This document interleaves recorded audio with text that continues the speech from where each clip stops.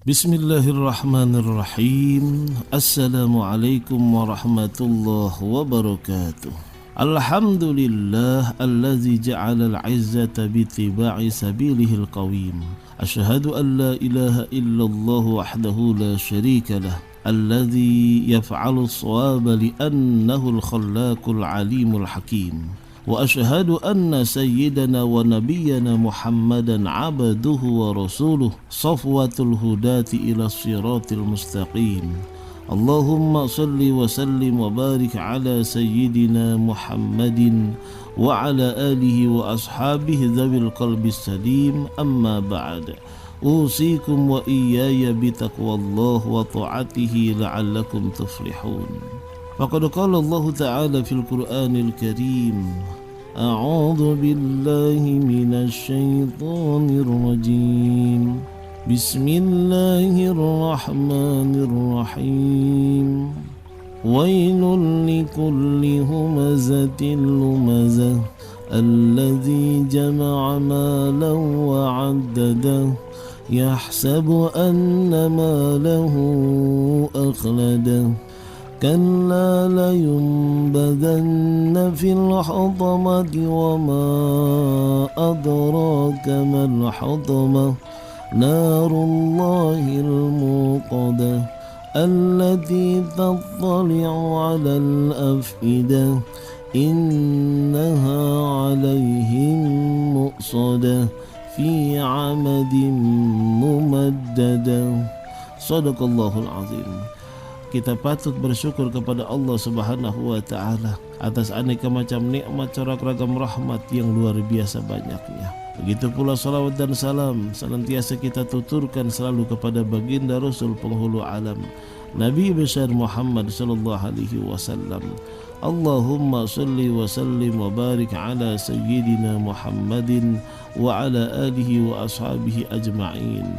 Sahabatku yang Allah sayangi, kita membaca suratul Fatihah yang kita niatkan sebagai doa. Semoga Allah menjadikan kita semua, ya Allah, berilah hamba keselamatan, kebahagiaan, kesuksesan dunia sampai ke negeri akhirat.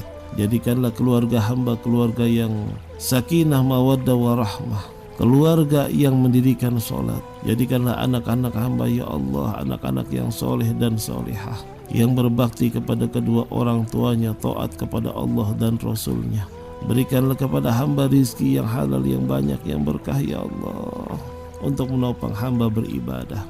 Jadikanlah umur hamba, panjangkanlah umur hamba dalam sehat dan ibadah. Matikanlah hamba dalam keadaan husnul khotimah. Amin ya mujibas sa'ilin. Bismillahirrahmanirrahim.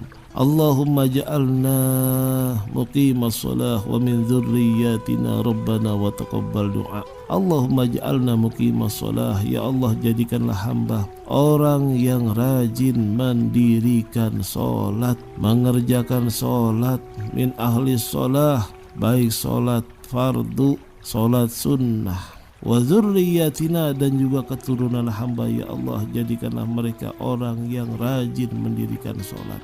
Rabbana wa taqabbal du'a, ya Allah, kabulkanlah doa hamba. Hafizu ala salati, hafizu ala salawati wa salatil wusta. Peliharalah segala salatmu dan peliharalah salat wustamu. Al-Baqarah 238. Sobatku, di antara rangkaian rukun Islam, di antara rangkaian rukun Islam yang 5, bunyal Islamu ala khamsin. Islam itu didirikan atas 5 sandi, atas 5 perkara, atas 5 sendi, atas 5 tiang. Yang pertama, syahadati alla ilaha illallah wa anna muhammadan rasulullah.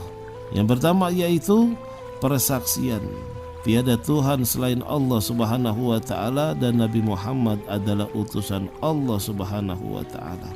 Kemudian iqamis shalah, mendirikan salat, wa ita'iz zakah, menunaikan zakat, mengeluarkan zakat, wa hajjil bait, dan berhaji ke Baitullah, wa saumi Ramadan, dan berpuasa di bulan Ramadan. Ini hadis muttafaq alaih.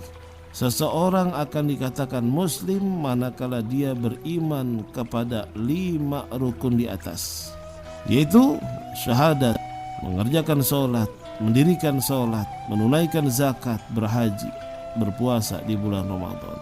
Itu berdasarkan hadis muttafaq alaih. Ada juga yang mengatakan wa shaumi Ramadan wa hajjil bait, berpuasa Ramadan kemudian baru berhaji, man istata'a ilaihi sabila.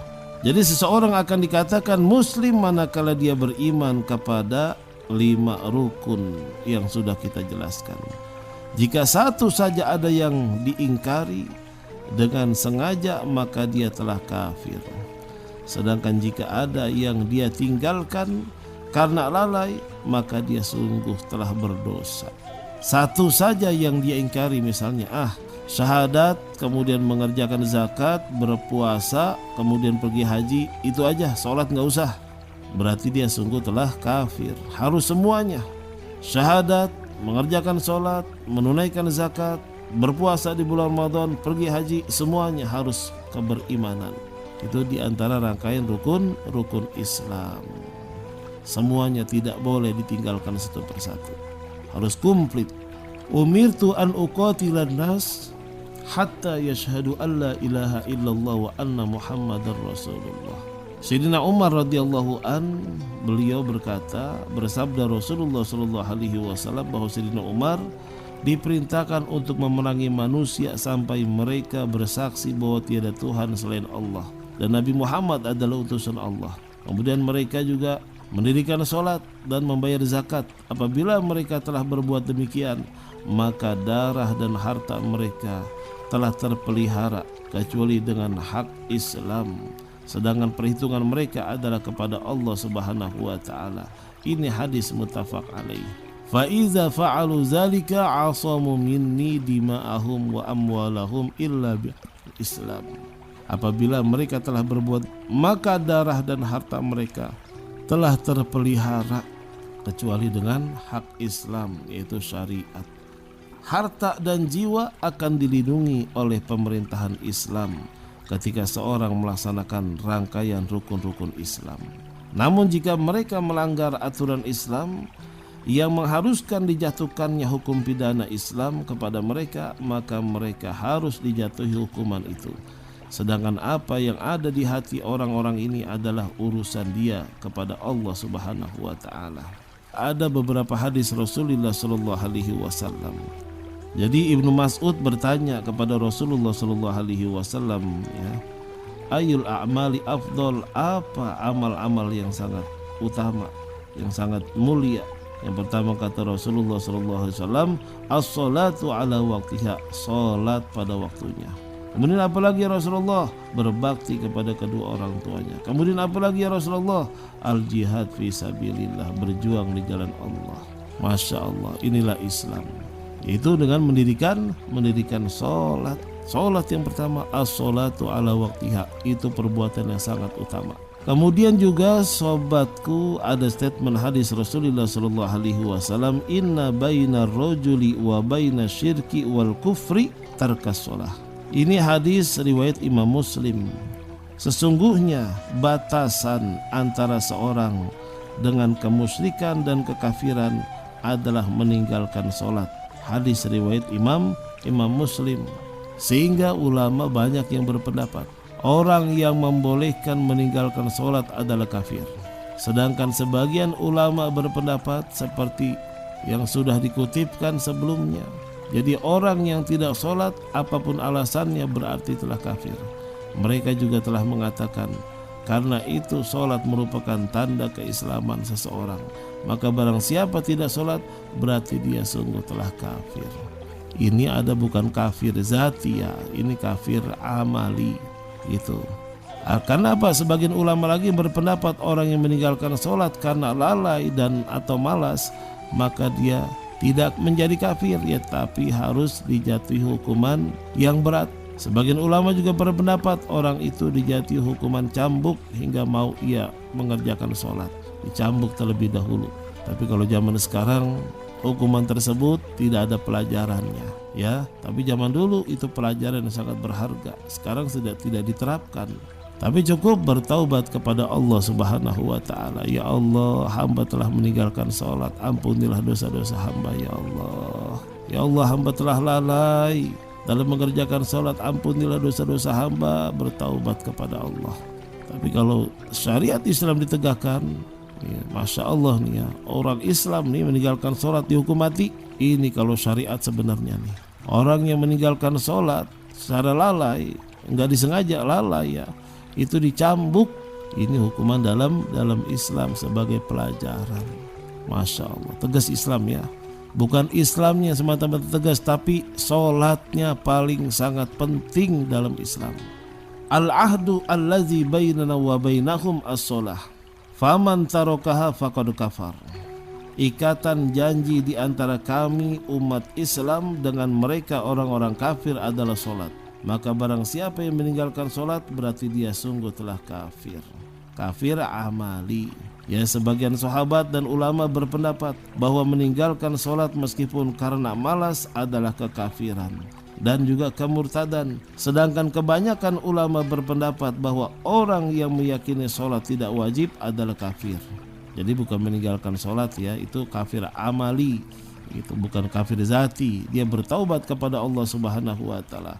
Yang kafir zati adalah yang tidak mempercayai, ya, tidak meyakini sholat yang wajib itu adalah perintah Allah. Itu dia tidak beriman kepada Al-Quran tentang masalah wajibnya sholat. Nah, itu baru kafir zati ya. Tapi kalau dia tidak sekedar meninggalkan sholat saja, itu kafir amali, bertaubat kepada Allah Subhanahu wa ta'ala. Sebagian ulama lagi ada yang berpendapat bahwa meninggalkan sholat mengarah kepada kekafiran, karena maksiat adalah pengantar kepada kekafiran. Sebagian lagi ulama lain berpendapat bahwa hadis yang sudah dibacakan tadi tentang inna baina rajul wa baina syirki wal kufri tarkas sholah, ada juga faman tarokah faqad kafar, itu merupakan peringatan yang sangat keras, tapi tidak mengarah kepada pengkafiran orang yang meninggalkan sholat.